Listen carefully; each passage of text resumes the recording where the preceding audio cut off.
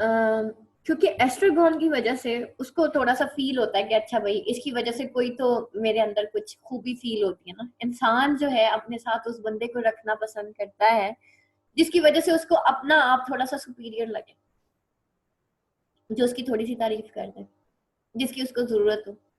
ठीक है, Vladimir is friendly to Estragon because Estragon provides him with the chance to remember past events. Vladimir is the one who makes Estragon wait with him for Mr. Goddo's imminent arrival throughout the play.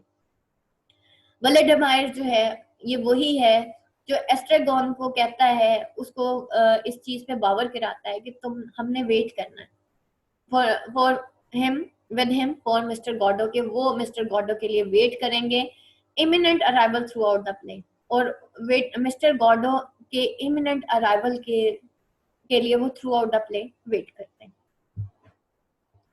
Estragon has been compared to a body without an intellect. ये जो Estragon है वो एक ऐसी body जो है वो उससे उसको कंपेयर किया गया है, या एक ऐसी बॉडी को वो सिंबलाइज करता है जो कि विदाउट एनी इंटेलेक्ट है, which therefore needs Vladimir to provide the intellect, और जो कि नीड है कि ये जो वलेडेमायर है वो उसको जो है इंटेलेक्ट प्रोवाइड करे। ठीक है, यानी कि वो अपना दिमाग इस्तेमाल नहीं करता, उसको जो है वलेडेमायर चाहिए कि वो उसको दिमाग यानी कि उसको कोई अकल दे। Vladimir has been compare to the intellect, और वलेडेमायर को उस इंटेलेक्ट से कंपेयर किया गया है which provides for body represented by Estragon, जो कि वलेडेमायर जो है उसको कंपेयर किया गया है इंटेलेक्ट के साथ, जो कि which provide for a body, जिसको एक बॉडी प्रोवाइड की गई है जो कि एस्ट्रेगॉन है। यानी कि एस्ट्रेगॉन जो है वो एक बॉडी शो कर रहा है जो कि विदाउट इंटेलेक्ट है, और वलेडेमायर जो है उसके पास इंटेलेक्ट है लेकिन वो बॉडी किसकी इस्तेमाल कर रहा है, एस्ट्रेगॉन की। It means they both are dependent on each other. Normally जैसे मैं कहती हूँ ना, इंसान अपना ही बेहतरीन दुश्मन होता है और इंसान अपना ही बेहतरीन दोस्त होता है। हम थोड़ा सा घबरा जाते हैं तो हम दूसरों को फोन कर देते हैं, हम कभी अपना दिमाग नहीं इस्तेमाल करते। ठीक है, तो ये उसी तरह के कुछ लोगों की कहानी है जो कि यहाँ पे बताया जा रहा है। Pozzo is the master who rules over lucky. एक ऐसा मास्टर, उसका ये दरवाजा बंद कर दिया। पोजो जो है एक ऐसा मास्टर है जो रूल करता है over Lucky. He stops and talks to the two bums in order to have some company. वो रुकता है और इन दो बम्स, इन दोनों ट्रैम्प्स के साथ वो कुछ कंपनी यानी कि टाइम पास करने के लिए उनके साथ कुछ वक्त गुजारता है, उनसे बातें करता है। हम वक्त गुजारने के लिए क्या करते हैं, टॉक करना शुरू कर देते हैं, बातें करना शुरू कर देते हैं। In the second act Pozzo is blind. Second act में पोजो जो है वो ब्लाइंड हो जाता है एंड रिक्वायर्स देयर हेल्प, और उसको उनकी हेल्प चाहिए होती है। He likes Estragon can not remember people has met, और वो भी एस्ट्रेगॉन की जगह तरह उसको नहीं याद होता कि वो उसको मतलब कौन लोग उससे मिले हैं। Lucky is the slave of Pozzo. इसका नाम लकी है लेकिन आयरॉनिकली उसको ये नेम दिया गया है, लेकिन वो स्लेव है।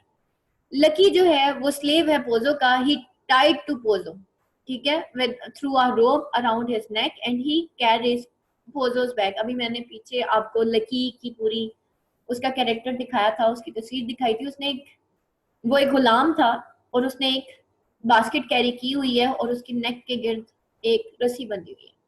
Lucky is only allowed to speak twice during the entire play, but his long monologue is filled with incomplete ideas. Lucky जो है उसको 2 दफा बोलने का मौका तो दिया जाता है, लेकिन दोनों दफा जो उसका मोनोलॉग होता है वो इनकम्प्लीट आइडियाज से फिल्ड होता है। ही इज साइलेंस, यानी कि उसको उस वक्त साइलेंस करा दिया जाता है only by the other characters who fight with him to take off his head, जो कि फाइट करते हैं उसके साथ ताकि वो उसका हैट उतारे। एक्चुअली लकी के सर पे जब हैट रखा जाता है तो लकी फिर बोलता है, और जब वो हैट उतार दिया जाता है तो लकी बोलना बंद कर देता है। ये होती है गुलाम कौमें। ठीक है, यानी कि वो अपना पॉइंट ऑफ व्यू भी सही तरह क्लियर नहीं कर पाती, इनकम्प्लीट आइडियाज, और फिर उनके सर पे जब हैट रख दिया जाता है तो वो बोलती हैं, और जब हैट उतार दिया जाता है तो बंद, चुप हो जाती है। Pozzo appears blind in the second act. Next जो सेकेंड एक्ट जब स्टार्ट होता है तो पोजो ब्लाइंड हो जाता है। हिज ट्रांसफॉर्मेशन बिटवीन एक्ट्स में represent the passage of the time. और उसकी ये जो ट्रांसफॉर्मेशन है ना, वो बताती है कि पोजो जो है ना, मतलब टाइम बाकी पास हुआ है, ऐसी बात नहीं है कि टाइम नहीं गुजरा, लेकिन के पोजो अब ब्लाइंड हो गया।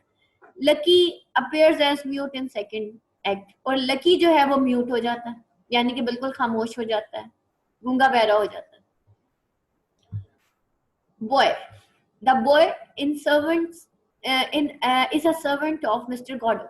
He plays an identical role in both acts by coming to inform Vladimir and Estragon that Mr. Godot will not be able to make it that night, but will surely come the next day. The boy never remembers having met Vladimir and Estragon before. He has a brother who is mentioned but who never appears. एक boy है इसके अंदर जो कि servant होता है mister Godot का। इस प्ले के अंदर वो एक आइडेंटिकल रोल प्ले करता है दोनों एक्ट्स में, और वो आता है, इन्फॉर्म करता है व्लादिमीर को, रेस्ट्रागोन को, कि मिस्टर गॉडो जो है ना वो अभी नहीं आ सकता इस रात, तो शायद वो कल आएगा, लेकिन कल वो जरूर आएगा। तब और जो बॉय जो होता है वो, उसको ये भी याद नहीं होता कि वो कभी व्लादिमीर और रेस्ट्रागोन से मिला है, और उसका एक भाई भी होता है जिसको वो मेंशन करता है, लेकिन वो कभी अपीयर नहीं होता। Waiting for Godot, second part, the play analysis. To existentialist writers, the universe is a foreign and indifferent place. ये जो कायनात है existentialist writers के लिए, ये शायद कोई ऐसी कायनात है जो कि indifferent है, शायद इंसान के लिए बनी नहीं है। Every aspect of creation, including the universe itself, is pitted against the individual. और हर एस्पेक्ट ऑफ क्रिएशन जो है इंक्लूडिंग द यूनिवर्स, वो जो है स्पिटिंग अगेंस्ट द इंडिविजुअल, और वो इस इंडिविजुअल के अगेंस्ट जो है वो पिटेड कर रही है, ठीक है, उसको पिटेड कर रही है, यानी कि उसको धुतकार रही है। Existence is a meaningless and oblivion both before birth and after death. Existence जो है वो मीनिंगलेस और ऑब्लिविजन है बिफोर बर्थ और आफ्टर डेथ, यानी कि बर्थ से पहले और after death. Save for the fact that great sufferings and anguish mark the plight in between these ends. और ये जो है सेव फॉर द फैक्ट, और ये जो एग्जिस्टेंशियलिज्म है ये इस फैक्ट के लिए सेव है कि ग्रेट सफरिंग और एंग्विश जो है वो between the after our birth and before our death, ये एंग्विश और ये सफरिंग जो है ये मार्क करती हैं द फ्लाइट, यानी कि इन बिटवीन डेथ, यानी कि हमारी पैदाइश से लेके हमारी डेथ तक ये एंग्विश और सफरिंग्स जो हैं वो इस हमारी फ्लाइट को मार्क करती हैं। नेक्स्ट है, although very existentialist in its characterization, Waiting for Godot is primarily about hope. The play revolves around Vladimir and Estragon and their pitiful wait for hope to arrive. At various times during the play, hope is a construction as a form of salvation in the personage of Pozo and Lucky. Hope जो है यहाँ पे construct हुई है, hope is constructed as a form of salvation, कि उसको शायद celebration का एक मतलब एक उसको कंस्ट्रक्ट किया गया है form in the form of celebration, कि इंसान को शायद इससे सेलिब्रेशन हासिल हो in personage of Pozzo and Lucky और even as death. The subject of play quickly becomes an example of how to pass the time in a situation which offers no hope. कि एक situation के अंदर कैसे पास किया जाए time को जिस सिचुएशन में कोई जो होप ही ना बाकी रहे। Thus the theme of play is set by beginning, nothing to be done. तो theme of the play शुरू में ही बता दी जाती है, nothing to be done, कि कुछ नहीं हो सकता। Although the phrase although the phrase is used in the connection to Estragon's boot here, it is also later used by Vladimir with respect to his head. और phrase जो है यहाँ पे यूज होता है in connection to Estragon boots here, कि Estragon के boot के कनेक्शन के साथ, and it is also later use by Vladimir with respect to his head, और इस ये जो है बाद में व्लादिमीर जो है उसके हेड से भी इसको कनेक्ट किया जाता है. Essentially it describe the hopelessness of their life. अच्छा, इस पूरे एक्ट में आपने अगर मूवी देख ली है किसी ने, तो उसमें देखिएगा कि व्लादिमीर जो है वो बार बार अपना हैट पहन लेता है और उतार लेता है क्योंकि होपलेस है, और एस्ट्रागॉन जो है वो बार बार अपना बूट पहनता है, उतारता है, उसमें कभी वो नुक्स निकालता है, कभी कुछ करता है और कभी कुछ करता है. यानी कि इंसान कभी अपनी गलती नहीं मानता, दूसरों को ब्लेम करता है.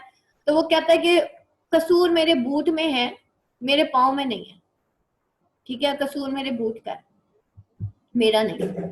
A direct result of this hopelessness is the daily struggle to pass the time, as most of the play is dedicated to devising games which will help them pass the time. This mutual desire also addresses the question of why they stay together. Both Vladimir and Estragon admit to being happier when part. One of the main reasons that they continue their relationship is that they need one another to pass the time. हम अपने relation इसलिए continue करते हैं क्योंकि हमें एक दूसरे की जरूरत होती है ताकि हम वक्त गुजार सकें. After Pozo and Lucky leave for the first time, they comment Vladimir that passed the time, कि वक्त गुजर गया. Estragon, it would have passed in any case, ये तो गुजर ही जाना था. And later when Estragon finds his boots again, Vladimir, what about trying them? कि तुम इनको what about trying them, कि तुमने इनको ट्राई किया है. एस्ट्रागॉन, आई हैव ट्राइड एवरीथिंग, मैंने सब कुछ करके देख लिया. जब हम एंड में होपलेस हो जाते हैं ना, तो हम क्या कहते हैं, ये तो इंसान बदल ही नहीं सकता, मैंने बहुत कुछ किया, ये बदल ही नहीं सकता. ठीक है, ये वही वाली सिचुएशन आ गई. No I mean the boots, would that be a good thing. वो एस्ट्रागॉन उसको कहता है क्या ये अच्छी बात है. Voldemort, it would pass the time. I assure you, it would be an occupation. वो कहता है कि भाई इस तरह बातें करने से हम अपना कम से कम टाइम तो पास कर लेंगे ना. Since the passing time is their mutual occupation, यानी कि उनका मेन ऑक्यूपेशन क्या है, पास द टाइम, जिंदगी गुजारो और मौत का इंतजार करो. मोस्टली हमारी जिंदगी में हम सिर्फ डिफरेंट एक्टिविटीज में अपने आप को इंडल्ज कर देते हैं ताकि हम टाइम पास कर सकें, और वो हमारी एक्टिविटीज कोई हेल्दी एक्टिविटीज नहीं होती, वो एक्टिविटीज हमारी कोई प्रोडक्टिव एक्टिविटीज नहीं होती, वो यूजलेस एक्टिविटीज होती हैं और हम अपने आप को उसके अंदर इंडल्ज करते हैं. Estragon struggle to find games to help them accomplish their goal. Estragon जो है स्ट्रगल करता है टू फाइंड गेम्स, कि वो गेम्स ढूंढे, टू फाइंड देम अकम्प्लिश, ताकि वो अपने गोल्स को कंप्लीट कर सकें. Thus they engage in insulting one another and in asking each other question. तो वो एक दूसरे को अपने आप वो आपस में एंगेज कर लेते हैं और एक दूसरे की इंसल्ट करते हैं और एक दूसरे के से क्वेश्चंस करते हैं. The difficulty for Beckett for keeping a dialogue running for so long is overcome by making his characters forget everything. Estragon cannot remember anything. Estragon को कोई बात भी याद नहीं होती what was said immediately prior to his line. Vladimir, although possessing a better memory, distrusts what he remembers, and since Vladimir cannot rely on Estragon to remind him of the thing, he too exists in a state of forgetfulness. Another second reason for why they are together arises from the existentialism of their forgetfulness. Since Estragon cannot remember anything, he needs Vladimir to tell him his story. ठीक है, एस्ट्रागॉन जो है क्योंकि वो कुछ भी नहीं उसको याद रहता है, इसलिए उसको व्लादिमीर की जरूरत होती है ताकि वो उसको पूरी स्टोरी सुना दे. And it is as if Vladimir established Estragon's identity by remembering for him. Estragon also serves as a reminder for Vladimir of all the things they have done together, as both men serve to remind the other man of his very existence. ये है theme of existentialism, कि दोनों जो हैं वो सर्व कर रहे हैं कि एक दूसरे को उनकी एग्जिस्टेंस के बारे में बता सकें. This is necessary since no one else is in the play remembers them. Vladimir, we met yesterday, do not remember. Vladimir जो है वो जो है कुछ भी नहीं जानता.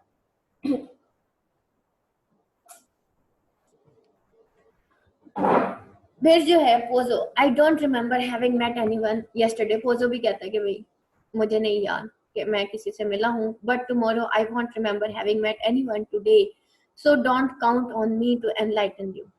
पोजो उसको कहता है कि मुझे नहीं पता कि मैं तुमसे कल गुजरे हुए कल को मिला हूँ या नहीं मिला, but tomorrow I won't remember, लेकिन मैं मतलब नहीं, मुझे नहीं पता हैविंग मेट एनीवन टुडे, कि टुमारो मैं मुझे भी ये नहीं याद रहेगा कि मैं किसी से आज मिला हूँ कि नहीं मिला, सो डोंट काउंट ऑन मी, तो इसलिए मेरे ऊपर रिलाई ना करो, टू एनलाइटन यू, कि मैं तुम्हें एनलाइटन करूंगा, मैं तुम्हें बताऊंगा कि मैं तुमसे मिला हूँ या नहीं मिला। Later on, the same thing happens with the boy who claims to have never seen them before. This lack of reassurance about their very existence make it all the more necessary that they remember each other. Estragon and Vladimir are not only talking to pass the time but also to avoid the voices that arises out of the silence. Estragon और वलेडेमाइर सिर्फ आपस में इसलिए बात नहीं कर रहे होते कि उन्होंने टाइम पास करना होता है, बल्कि वो जो साइलेंस के आसपास, क्योंकि वो एक बंजर जमीन के ऊपर खड़े होते हैं और इर्द गिर्द से अजीब अजीब सी वॉइसेस आ रही होती हैं, तो एक्चुअली वो साइलेंस की वजह से, उस साइलेंस से जो आवाजें आ रही होती हैं और हॉरिफाइंग वॉइसेस होती हैं, तो वो इस वजह से आपस में बातें करते हैं ताकि वो उसको ओवरकम कर सकें, उस खौफ को। Beckett's heroes in other works are also constantly assailed by voices which arise out of the silence. कि बेकेट के जितने भी हीरोज हैं, उसके बाकी जितने भी उसके वर्क्स हैं, उसमें भी ये वॉइसेस आती हैं जो कि which arise out of the silence. So this is a continuation of a theme the author used frequently. ये वो थीम है जो कि ऑथर frequently यूज करता है। अब यहाँ पे देखें बेटा, टेक्स्ट लिखा हुआ है और बीच में बार बार साइलेंस आ जाता है, ठीक है, बार बार साइलेंस, लॉन्ग साइलेंस, साइलेंस। तो व्हाट इज दिस, कि ये थीम ऑफ साइलेंस है और इसके जरिए जो है ये सिंबलाइज करता है इंसान के अंदर की आवाज को, इंसान के अंदर के खौफ को, इंसान के अंदर की सफरिंग को, और उस साइलेंस के अंदर वो उसको वो अपनी अंदर की सफरिंग सुनाई देती है। जब इंसान जो है खामोश होकर बैठ जाता है ना एक जगह, तो उस वक्त उसको अपनी गलतियां नजर आती हैं, वो अपना सेल्फ एनालिसिस करता है, या उसको अपनी सफरिंग नजर आती है, या उसको अपनी होपलेसनेस। तो एक्चुअली ये जो साइलेंस के अंदर से जो आवाजें आ रही होती है ना, हॉरिफाइंग आवाजें, वो इंसान की अपनी आवाजें होती हैं। वन ऑफ द क्वेश्चन, ये टेक्स्ट को सारा छोड़ दीजिएगा, आगे आ जाए। One of the questions which must be answered is why the bums are suffering in the first place. This can only be answered through the concept of original sin. कि हमारा एक ओरिजिनल सिन है, to be born is to be a sinner, कि अगर आप पैदा हो गए हैं तो आप एक सिनर हैं। Man is condemned to suffer, और इंसान को कंडेम कर दिया गया कि वो सफर करता है। The only way to escape the suffering is to repent और टू डाई, और सिर्फ जो वे है टू एस्केप वो है टू रिपेंट, या तो आप रिपेंट करें या फिर आप मर जाए। Thus, Vladimir recalls the thief crucified with Christ in the first act. इसलिए वलेडिमायर रिकॉल करता उन थीम्स को जो कि क्रूसीफाई हुए with Christ in the first time. Vladimir, that is very important theme of crucifixion. ये फिर हम जब टेक्स्ट पढ़ेंगे तो हम वहां पे देखेंगे इसको कि क्या था इसके अंदर।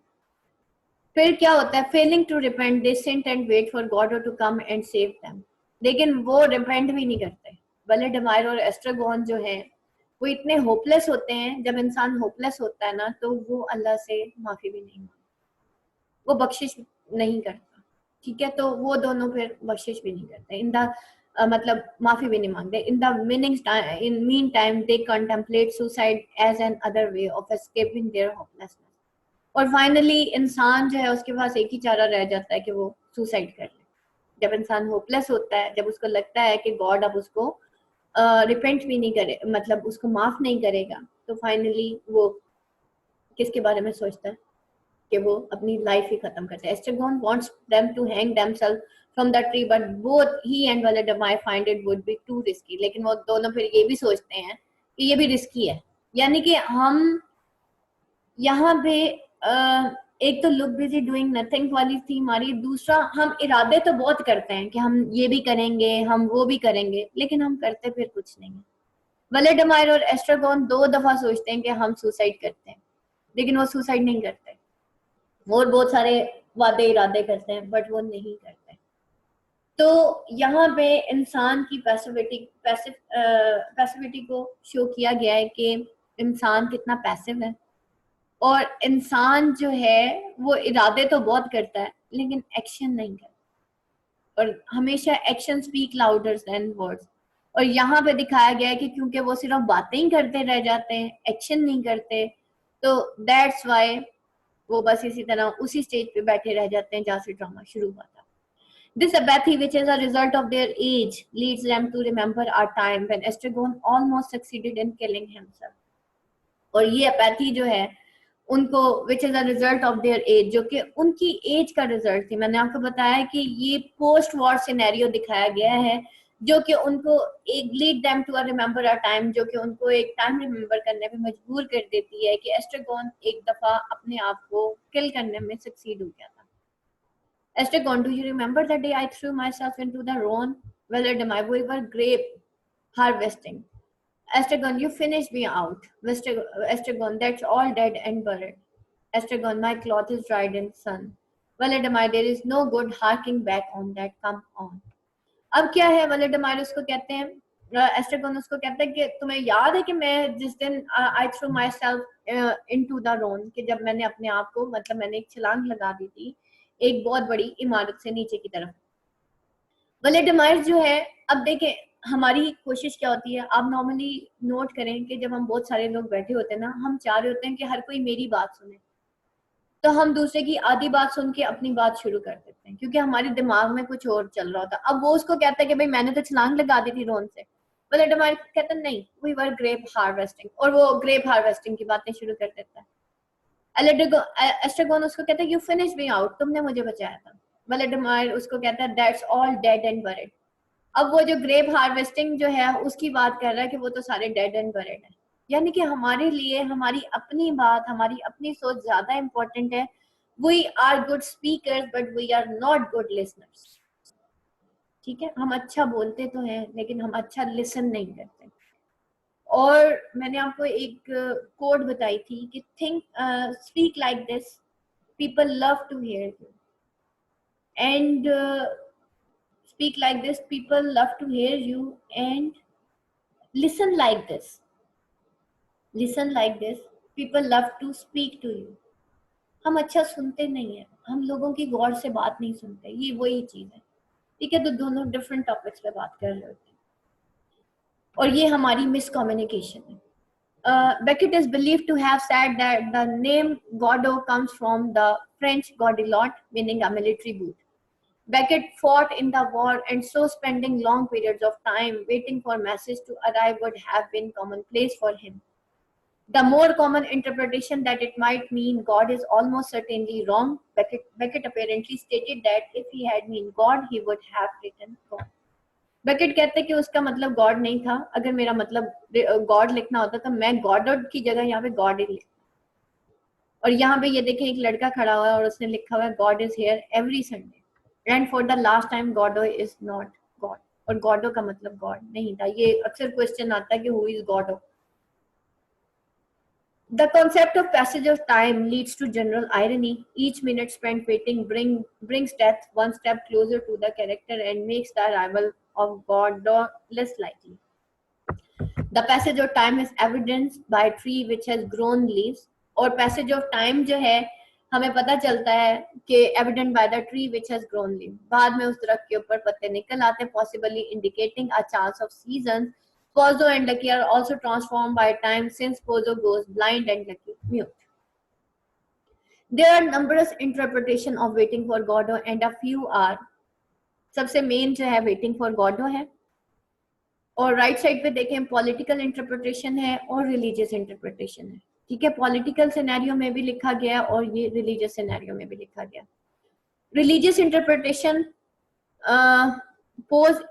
posit Valdemar and Estragon as humanity waiting for the elusive return of a savior, कि हजरत ईसा के इंतजार में है, ह्यूमैनिटी जो है अपने सेवियर के इंतजार में है कि वो आएंगे और उनको बचाएंगे। An extension of this makes Pozo into the Pope and Lucky into the faithful. The faithful are then viewed as cipher of God cut short by human intolerance. The twisted tree can alternately represent either the tree of death, the tree of life, the tree of Judas, or the tree of knowledge. Political interpretation में देख लेते हैं क्या है. Political interpretations are abound. Some viewers hold that the relation between Poser and Lucky is that of capitalist to his labor. कि एक capitalist जो अपने लेबर के साथ करता है वो है. The Marxist interpretation is understandable given that in the second act Pozzo is blind to what is happening around him. कि पोजो जो है, मार्क्सिस्ट जो है उन्होंने ये इंटरप्रेट किया कि पोजो जो है सेकंड एक्ट में पोजो ब्लाइंड हो जाता है, कि वो बिल्कुल ब्लाइंड हो जाता है कि उसको पता ही नहीं चलता कि मेरे इर्द गिर्द क्या हो रहा है. और and Lucky is mute to protest his treatment. और लकी बिल्कुल म्यूट हो जाता है, वो आदी हो जाता है कि टू प्रोटेस्ट हिज ट्रीटमेंट, कि वो अपना उस ट्रीटमेंट को प्रोटेस्ट कर ही नहीं पाता. The interesting interpretation argues that Lucky receives his name because he is lucky in the context of the play. Since most of the play is spent trying to find things to do pass the time, Lucky is lucky because his actions are determined absolutely by Pozo. Pozo, on the other hand, is unlucky because he is not only needs to pass his own time but must find things for Lucky to do so. कि उसको सिर्फ अपना time नहीं पास करना होता बल्कि अपनी lucky के लिए उसको चीजें ढूंढनी होती है. जैसे फॉर एग्जांपल हम अपने घर में मेड रखते हैं, किसी दिन उसका दिल कर रहा होता है जल्दी छुट्टी करने को, हम उसके लिए काम क्रिएट कर देते हैं. किसी दिन वो कह देना बाजी आज काम जल्दी खत्म हो गया मैं जाऊंगा, हम क्या करते हैं, हम उसके लिए काम क्रिएट कर देते हैं. हम अलमारियां खोल देते हैं, चलो भैया अब इसको साफ करो, ठीक है. तो हमें सिर्फ अपना टाइम पास नहीं करना होता. वो जो मेड आ गई हमारे घर में और बेचारी ने काम शुरू कर दिया, सफाई का टाइम भी बच गया, बर्तनों का टाइम भी बच गया, तो हम फारिग हो जाते हैं. तो हमारा फिर क्या काम है, या तो हम औरों को फोन करना शुरू कर देते हैं और या फिर उन्हीं बेचारी मेड्स के लिए मजीद काम क्रिएट कर देते हैं. Even though the drama is divided into two acts, there are other natural divisions. For the sake of discussion and following rather obvious scene divisions will be referred to. बेटा इसमें से जितने भी की पॉइंट्स है ना ये सारे डाउनलोड कर लीजिएगा. एक्ट 1 में देखें वलाडिमायर एंड एस्ट्रागॉन अलोन, और एक्ट 2 में वलाडिमायर एंड एस्ट्रागॉन अलोन, दोनों अकेले ही होते हैं. फिर arrival of Pozzo and Lucky, arrival of act 2 में भी arrival of Pozzo and Lucky. Act 1 में departure of Pozzo and Lucky, Vladimir and Estragon alone. Pozzo और लकी एक्ट 1 में चले जाते हैं, वलाडिमायर और एस्ट्रागॉन अलोन रह जाते हैं. एक्ट 2 में भी यही होता है कि departure of Pozzo and lucky होता है, वलाडिमायर और एस्ट्रागॉन अकेले रह जाते हैं. एक्ट 1 में फिर arrival of boy messenger, act 2 में भी अराइवल ऑफ बॉय मैसेंजर होता है. और एक्ट 1 में डिपार्चर ऑफ बॉय मैसेंजर, वलाडिमायर और एस्ट्रागॉन अलोन, और एक्ट 2 में भी यही होता है. The above division of the play are Beckett's way of making a statement about the nature of the play. That is, the play is circular in structure. Circular है, जहां से चला वहीं पे खत्म. And a third act or even a fourth or fifth act could be added having the exact same structure, और इसी तरीके से same structure पे इसको act किया जा सकता है. But what does it all mean? Let me clarify your doubts, my little student. A traditional play, in contrast, has an introduction of characters and the exposition. Then there is a statement of the problem of the play in the relationship of its settings and character. कि एक traditional play के अंदर जो है एक statement of problem of the play होती है जो कि सेटिंग्स और कैरेक्टर्स ऑफ द प्ले का रिलेशनशिप बयान करती है. In waiting for God we never know where the play takes place except that it is set on a country road. Furthermore, in a traditional play, the characters are developed and gradually we come to see the dramatist worldview. The play then rises to a climax and there is a conclusion. ठीक है, एक आम traditional drama के अंदर climax होता है और एक कंक्लूजन होता है. This type of development is called a linear development. In the plays of theatre of absurd, the structure is often exactly opposite. Theatre of absurd में ऐसा नहीं होता. We have instead a circular structure and most aspects of this drama support this circular structure in one way or another. Circular way में drama structure होता है. अच्छा, उसके बाद next है last हमारी slide. Hold on Bruno, I am trying to copy all the text from the presentation. By the way, how about the settings? It seems so poor or simple. What can you say about? The setting is the same and the time is the same in both acts. Each act begins early in the morning, just as the trams are awakening, and both acts close with the moon having risen. The action takes place in exactly the same landscape, a lonely, isolated road with one single tree. In the second act, there are some leaves on the tree, but from the viewpoint of the audience, the setting is exactly the same. We are never told where the road is located, and we all know that the action of the play unfolds on this lonely road. Thus, from Act 1 to Act 2, there is no difference in either the setting in the time and thus instead of progression of time. Within an identifiable setting, we have a repetition in the second act of the same thing and we saw and hear in first act. यानी कि यहाँ पे वही कुछ होता है जो first act. अब अगर आप इस स्लाइड को जरा आज इसके पॉइंट्स बना लेते हैं